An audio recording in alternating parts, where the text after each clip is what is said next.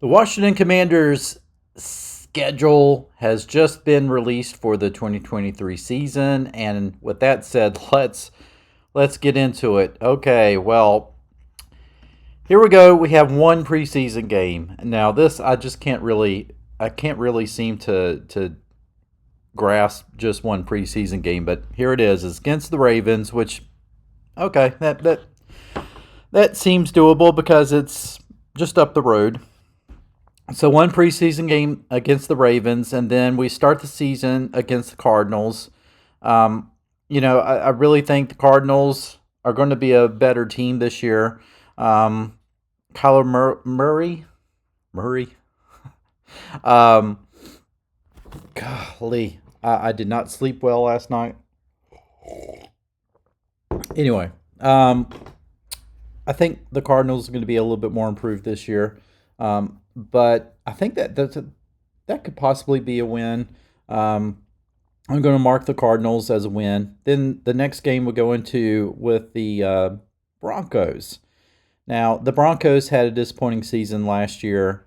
Russell Wilson struggled. Russell Wilson expects to have a bounce back year, his second year with the Broncos. I think this is going to be a really good game against the Broncos.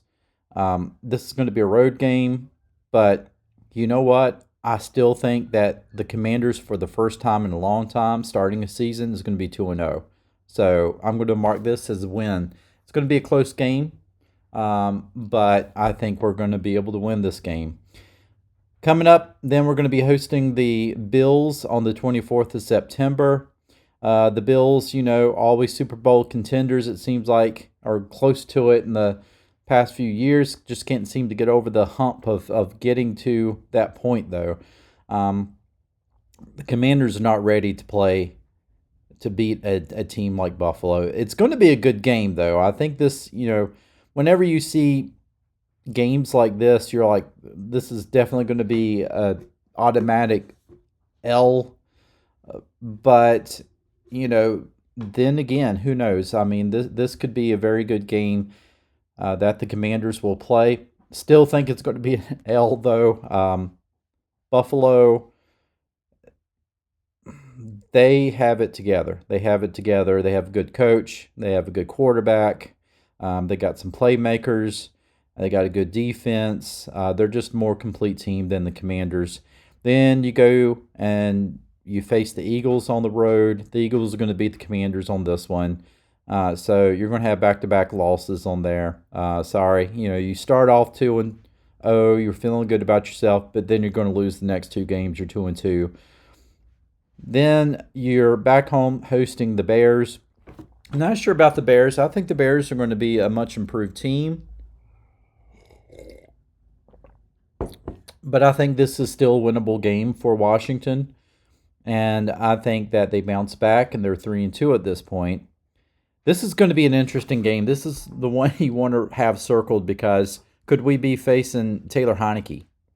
And whenever you face Taylor Heineke, you're not sure what you're going to get. Taylor is going to give you his all. And I'm not saying that he's going to be playing, but if there's a chance that Taylor Heineke plays, he's going to want to beat his old team.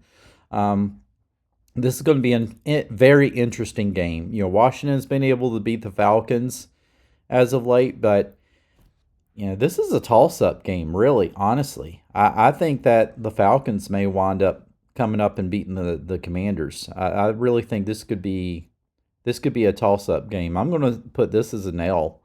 So now you're having Washington at 3-3 here, heading into an important NFC East game against the Giants, and we have not been able to beat the Giants in the last couple of seasons. And here we are again facing the Giants on the road. Another tough road game, interdivision game.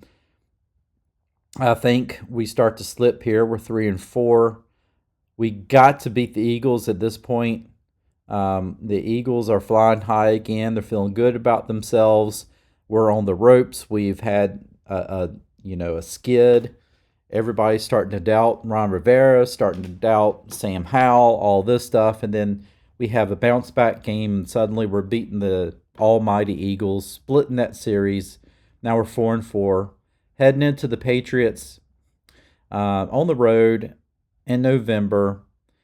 Um, Foxborough is always a very tough place to play, and you just don't really beat the Patriots a lot in Foxborough. I'm going to call this one a loss. So we're 4-5 at that point. Then we're heading to Seattle in November. Again, another, Seattle was just a hair out of the playoffs.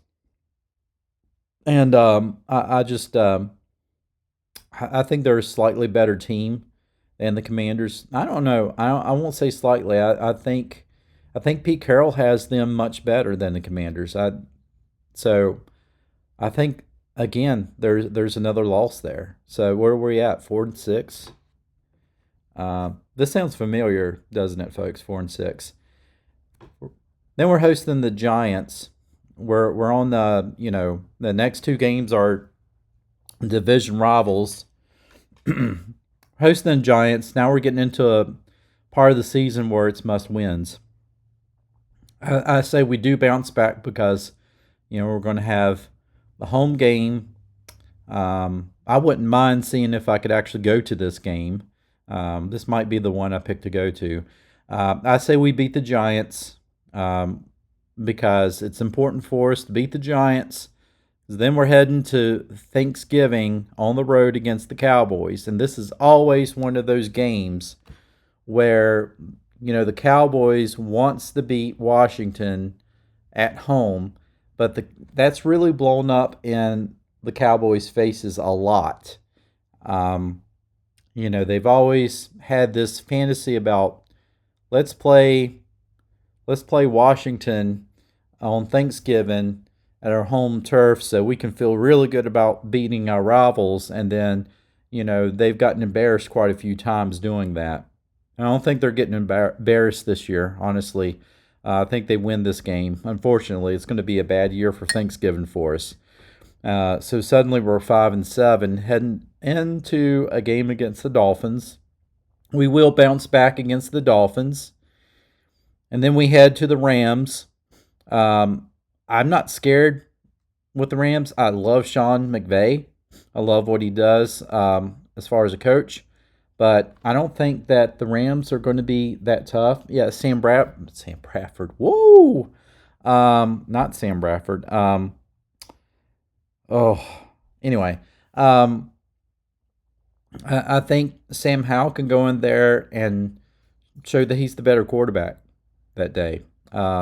Matthew Stafford, I think, will be back and healthy, but I think the Commanders can take that game. Suddenly, are we back to 700? Are we 7-7 at that point?